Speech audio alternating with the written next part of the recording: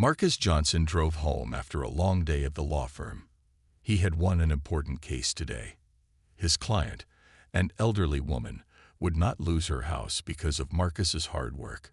He felt tired but happy as he drove through the quiet streets. The night was dark, and few cars were on the road. Marcus was a respected lawyer in the city. At 35 years old, he had already made a name for himself by helping people who could not afford good legal help. He grew up in this same city, in a poor neighborhood. His mother had worked 2 jobs to send him to college. Now he helped others like his family. The streetlights cast long shadows as Marcus turned onto Main Street. His home was just 15 minutes away. He thought about what he would make for dinner. Maybe he would just order food. It had been a very long day. In his mirror, Marcus saw flashing lights. Red and blue lights blinked behind him. A police car was following him, signaling for him to pull over. Marcus was confused. He had not been speeding. His car lights worked fine. He had done nothing wrong. Marcus pulled over to the side of the road. He did everything he was supposed to do. He turned off the engine. He placed his hands where they could be seen on the steering wheel. Marcus knew how traffic stops should go. As a lawyer, he had told many clients what to do in this situation. Stay calm, he told himself. This is probably just a mistake. Marcus waited for the officer to approach. He could see in his mirror that the officer was talking on his radio. After a minute, the officer stepped out of his car. He walked slowly to Marcus's window. His hand rested on his gun. "License and registration," the officer said. His voice was hard and cold. "Good evening, officer," Marcus said politely. "May I ask why you pulled me over?" The officer did not answer his question. "License and registration," he repeated, louder this time. Marcus nodded. "My wallet is in my jacket pocket. I'm going to reach for it now," he said clearly. He moved his right hand slowly toward his inside jacket pocket. "Stop. Hands where I can see them," the officer suddenly shouted. His hand moved to his gun. Marcus quickly put both hands back on the steering wheel. His heart began to beat faster. Something was very wrong here. "Step out of the car," the officer ordered. "Officer, I think there's been a mistake," Marcus tried to explain. "I'm an attorney. I was just heading home from work." "Step out of the car now." The officer's voice was angry. Marcus saw another police car pull up behind the first one. 2 more officers got out. They walked toward his car with serious faces. This was getting worse by the minute. Slowly and carefully, Marcus opened his car door. He stepped out with his hands raised. The night air felt cold against his face. "Turn around." "Hands on the car," the first officer ordered. Marcus did as he was told.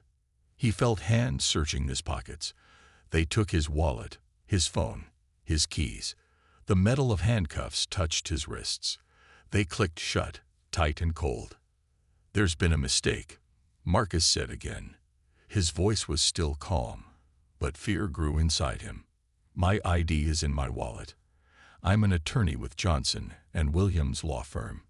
"You matched the description of a suspect in a robbery," one officer said. "A store was robbed 2 blocks from here, just 20 minutes ago." Marcus felt sick. This could not be happening. Yet it was. They were arresting him because he matched a description. Because he was a black man in a nice car, in this part of town, at night. "You have the right to remain silent," the officer began. Marcus knew these words by heart. He had just never thought he would hear them spoken to him. The police car moved through the dark streets. Marcus sat in the back seat. His hands were still in handcuffs behind his back. They hurt his wrists. The officer driving did not talk to him. The radio made noise from time to time. Marcus tried to stay calm.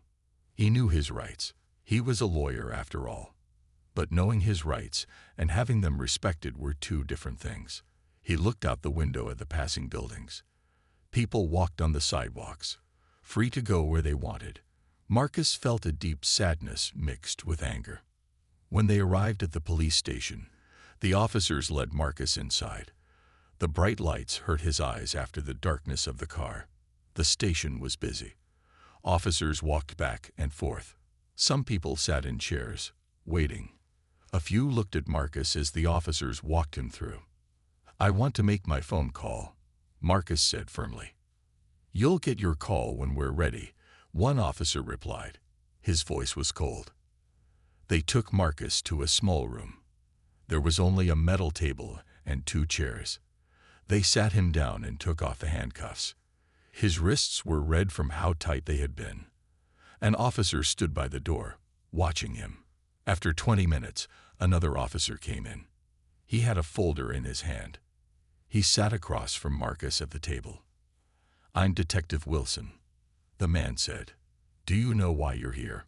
"I know I was wrongfully arrested," Marcus answered. "I want to make my phone call. I want to speak to my lawyer." The detective opened the folder. A convenience store was robbed tonight. The owner described the robber as a tall black man in a suit, driving a dark car. "You match that description." Marcus shook his head. "Do you know how many black men in suits drive dark cars in this city? Thousands. That is not enough reason to arrest someone." "We're just doing our job," Detective Wilson said. "If you're innocent, you have nothing to worry about." "I am a lawyer," Marcus said again. "I know that's not how the law works. I want my phone call now." Detective Wilson stared at Marcus for a long moment. Then he stood up. "Fingerprints and photo first. Then you get your call." They took Marcus to another room. They pressed each of his fingers onto an ink pad, then onto paper. They took his picture, holding a number in front of him. Marcus felt like a criminal, but he was not one.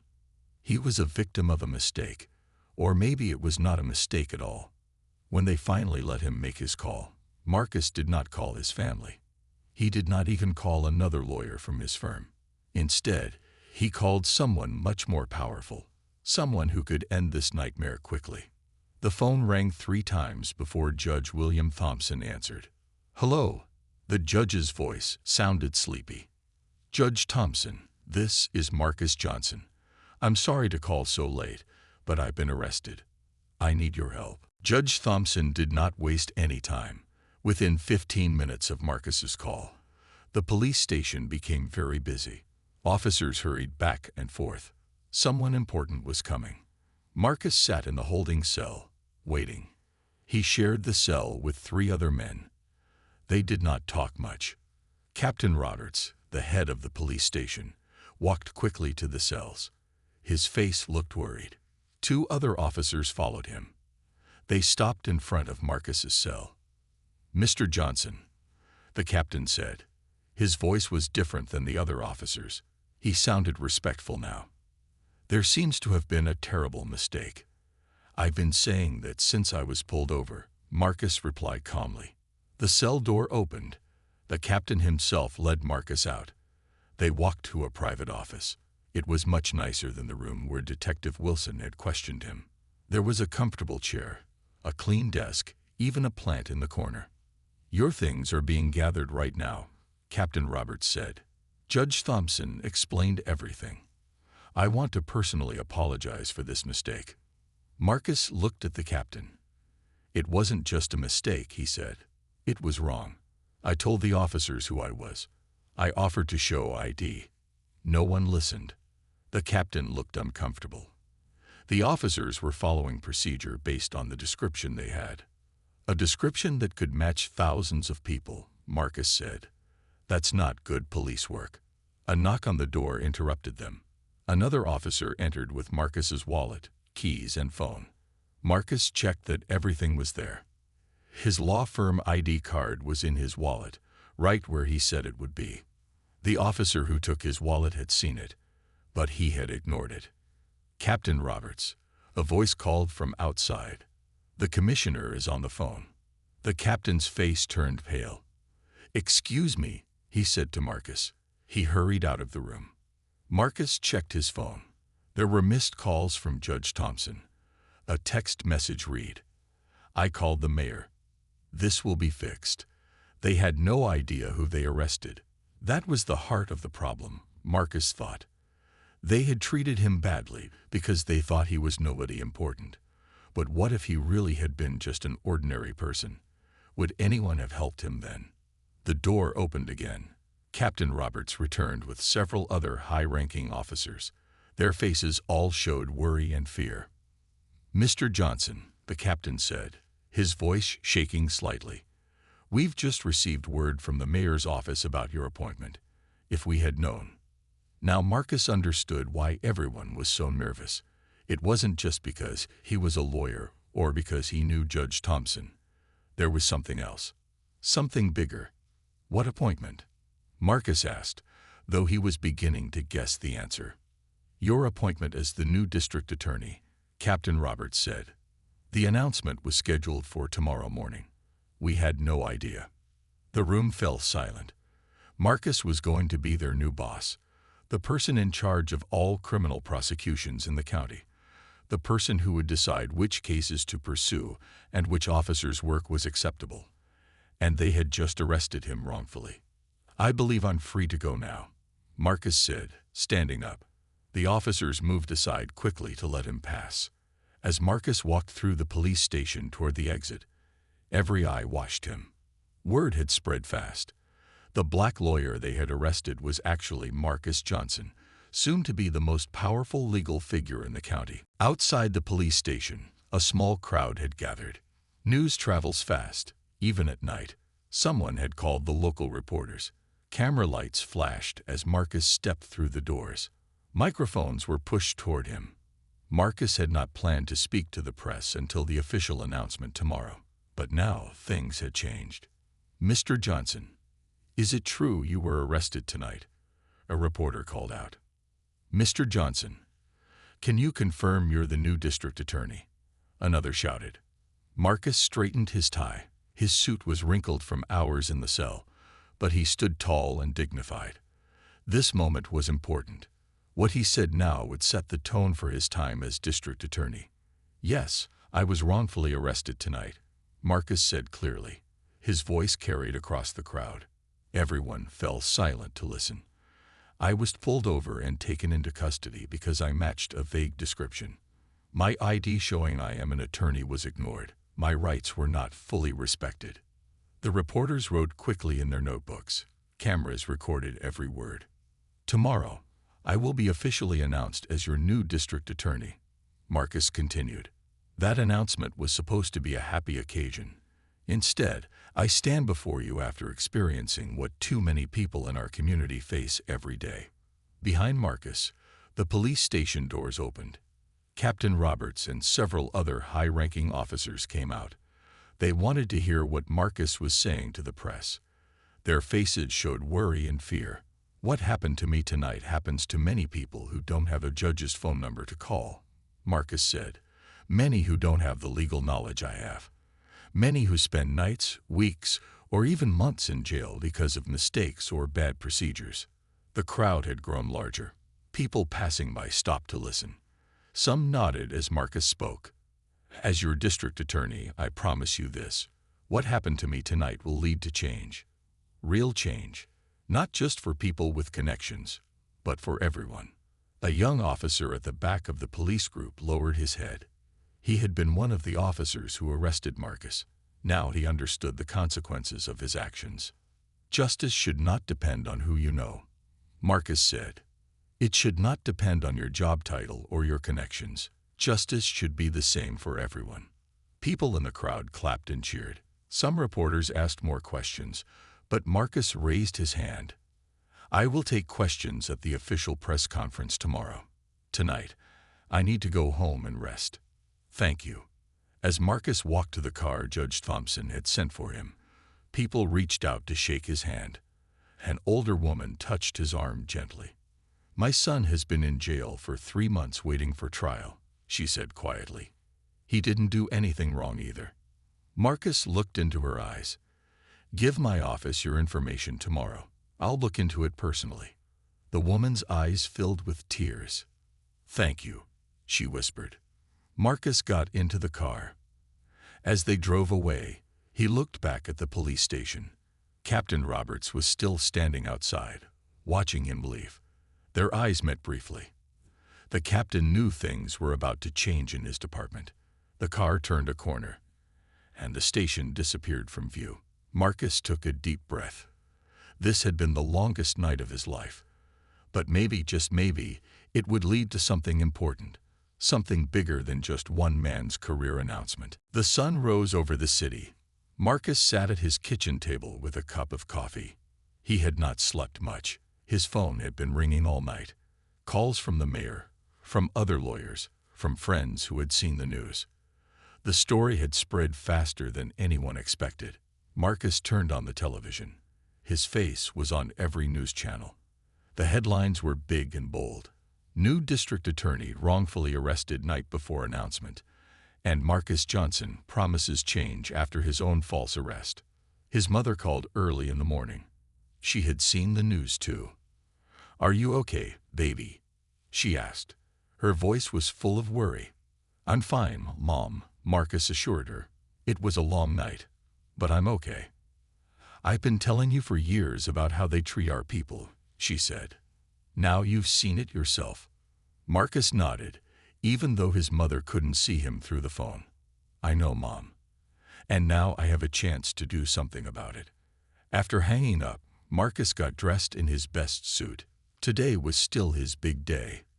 The official announcement would go on as planned. But it would be very different now. Everyone already knew he was the new district attorney.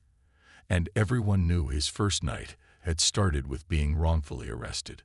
At 9 o'clock, a car came to pick up Marcus. Judge Thompson had sent it. The driver smiled respectfully at Marcus as he got in. "Congratulations on your appointment, sir," the driver said. "Thank you," Marcus replied. The car drove through the city to the courthouse. A large crowd waited outside. There were reporters, city officials, and many regular citizens who had come to see Marcus. As the car pulled up, people began to clap and cheer. Judge Thompson met Marcus at the entrance. The judge was an older white man with gray hair. He had been on the bench for 20 years. He shook Marcus's hand firmly. "Not exactly how we planned your first day," the judge said, "but sometimes the universe has its own plans." Inside the courthouse, the mayor waited with other important city officials. The mayor looked nervous. He shook Marcus's hand too hard. "Marcus, I want to personally apologize for what happened last night," the mayor said. "Those officers will be disciplined. We can release a statement saying it was all a misunderstanding." Marcus looked the mayor in the eye. "No," he said, "we will not pretend it was just a misunderstanding. What happened last night was real, and we need to address the real problems it showed." The mayor looked uncomfortable, but nodded. "Of course, whatever you think is best." At 10 o'clock, they walked into the main courtroom. It was filled with people. Everyone stood as Marcus entered. Camera flashes lit up the room. Marcus walked to the front, where a podium waited for him. Judge Thompson spoke first. He talked about Marcus's education, his years as a lawyer, his many successful cases. He talked about Marcus's work helping poor people get good legal help. Then the judge mentioned what had happened the night before. "Last night, our new district attorney saw firsthand the problems in our justice system," the judge said. "And I believe that experience will make him an even better leader for our legal community." Then it was Marcus's turn to speak. He stepped up to the podium and looked out at the crowded room. He saw faces of all colors looking back at him. He saw hope in their eyes. "I stand before you today, not just as your new district attorney," Marcus began, "but as someone who has experienced injustice personally. Last night changed me. It opened my eyes in a way that all my years of legal practice could not." The room was completely silent. Everyone listened carefully to his words. "Today, I take office with a clear mission," Marcus continued, "to make our justice system truly just for everyone. Not just for those with power or connections. Not just for those who look a certain way or live in certain neighborhoods. But for everyone." In the back of the room, Marcus saw his mother. She was crying but smiling at the same time. She had worked so hard to get him through school, to give him opportunities she never had. And now, her son was about to change their city. Marcus walked into the district attorney's office building. It was a tall glass building downtown. People stopped to look as he passed. Many smiled and nodded. Others whispered to each other. Everyone knew who he was now.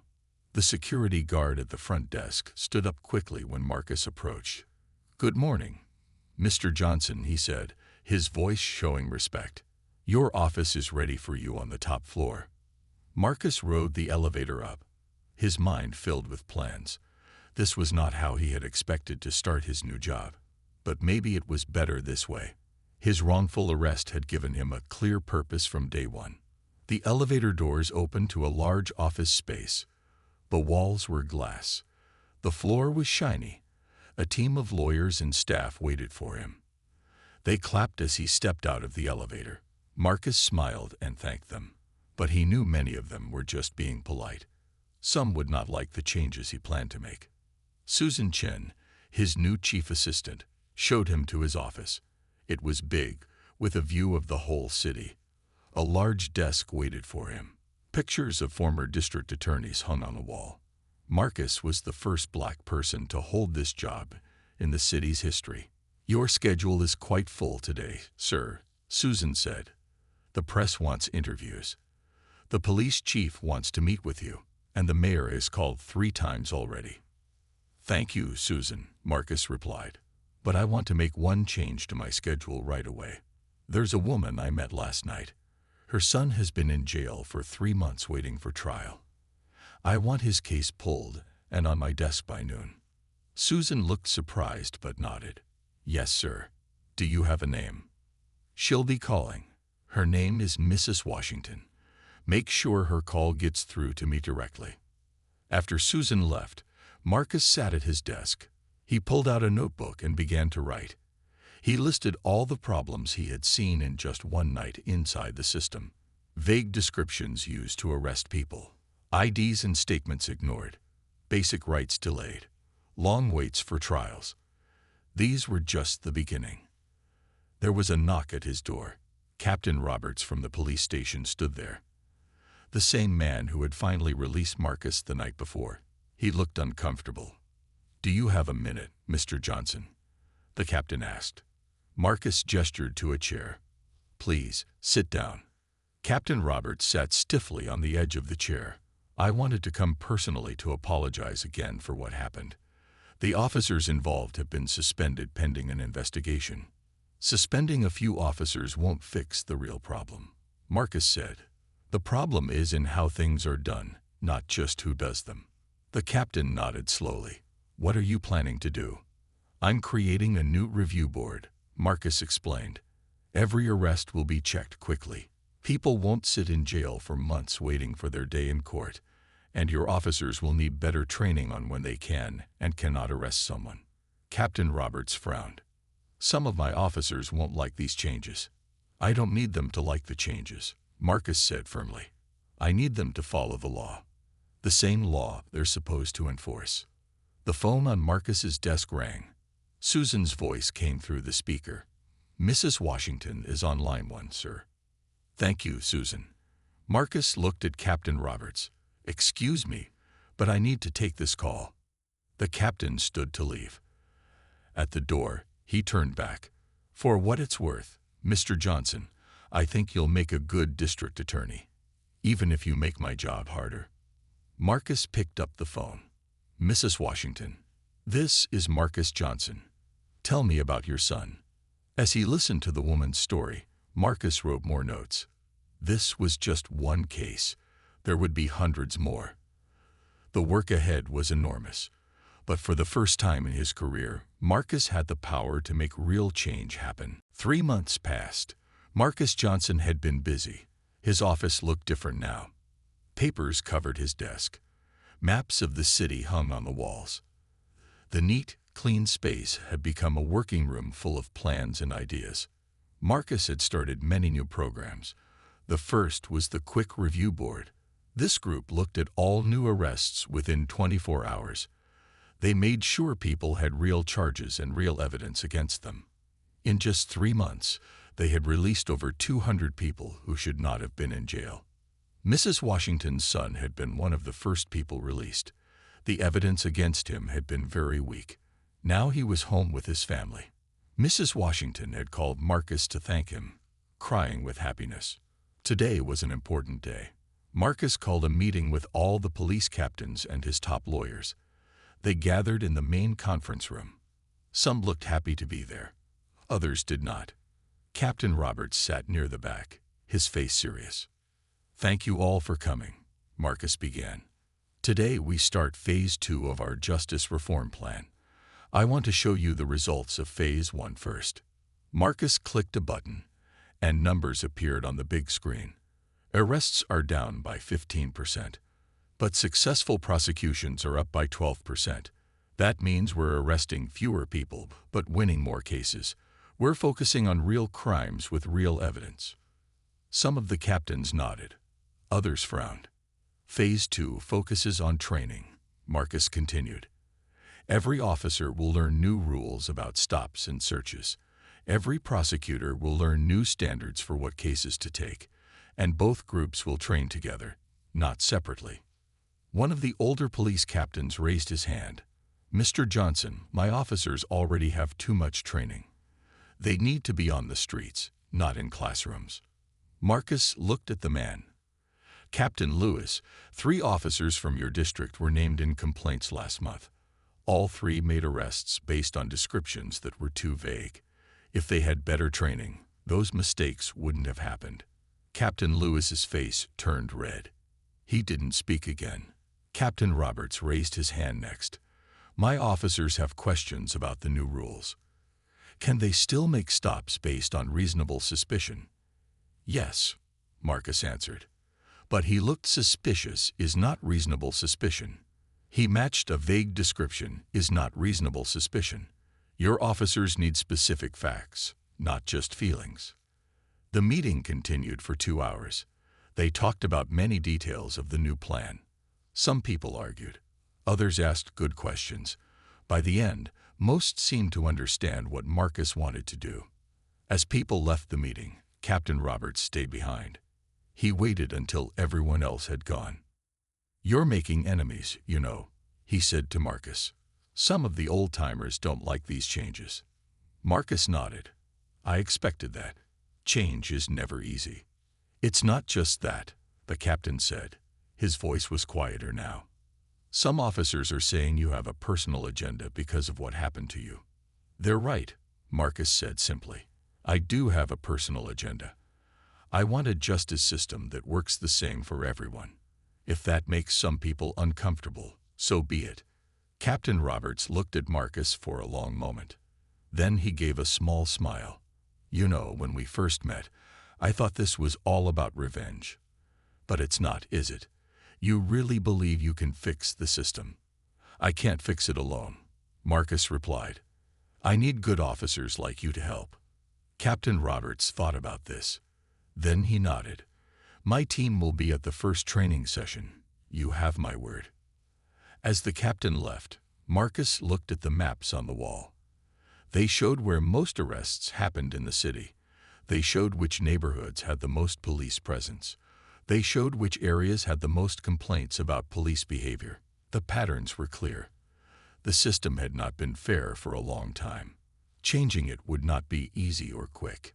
But Marcus had taken the first steps, and he would not stop walking this path. 6 months into Marcus's time as district attorney, the pushback began. It started with small things. Meetings that were suddenly canceled. Phone calls that were not returned. Reports that were delayed. Then came the news stories. A local TV station ran a report called "Crime Up Under New DA." The report used selected numbers to make it seem like Marcus's changes were causing more crime. The facts were wrong, but the damage was done. People began to worry. Next came the police union. They held a press conference to complain about the new training requirements. The union president, Officer Mike Daniels, spoke angrily to the cameras. "District Attorney Johnson is making it impossible for officers to do their jobs," Daniels claimed. "His new rules tie our hands. Criminals are walking free while good officers are stuck in classrooms." Marcus watched the news from his office. He had expected this. Any time someone tried to change a system, the system fought back. He called Susan Chen into his office. "We need real numbers," Marcus told her. "Complete crime statistics for the past 6 months compared to the same months last year. And I want success rates for prosecutions, both now and before." Susan nodded. "I'll get a team working on it right away. But sir, there's something else you should know." The mayor called.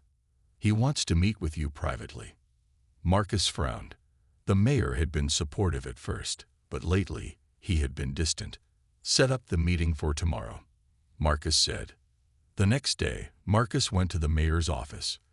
The mayor, Bill Thompson, was a tall man with a friendly face that could hide his true thoughts. He smiled as Marcus entered, but the smile did not reach his eyes. "Marcus, good to see you," the mayor said. "Please, sit down. Coffee?" "No, thank you," Marcus replied. "What can I do for you, Mayor?" The mayor's smile faded. "Marcus, I'll be direct.